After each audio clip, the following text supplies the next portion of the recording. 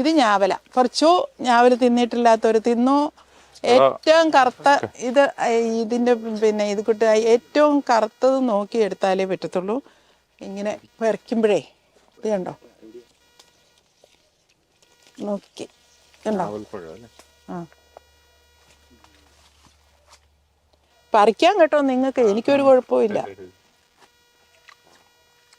അതിൻ്റെ കറുത്തത് നോക്കി പറിച്ചോ.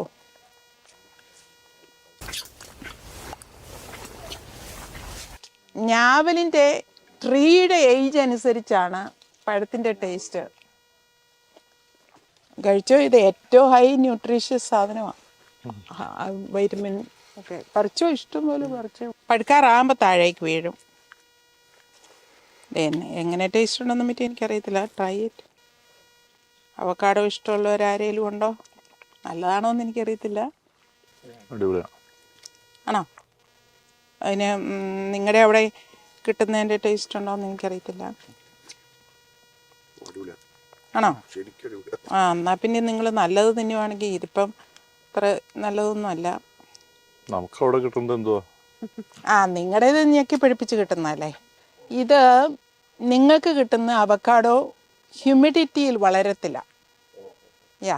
ഹ്യൂമിഡിറ്റി ഉള്ളിടത്ത് വളരത്തില്ല. ഇത് അതായത് ഹാസ് അവക്കാഡോ എന്ന് പറയുന്നത് മെക്സിക്കോയിലും ഇങ്ങനെ ഉള്ളിടത്തേ വളരത്തുള്ളൂ. ഇവിടെ അത് വളരുകയില്ല. ഇവിടെ അത് നമ്മൾ നട്ടാൽ പോലും അതുപോലെ ഒരു കുറച്ച് ഇലയുണ്ടായി അത് കുറഞ്ഞ് അങ്ങ് നിൽക്കത്തേ ഉള്ളൂ.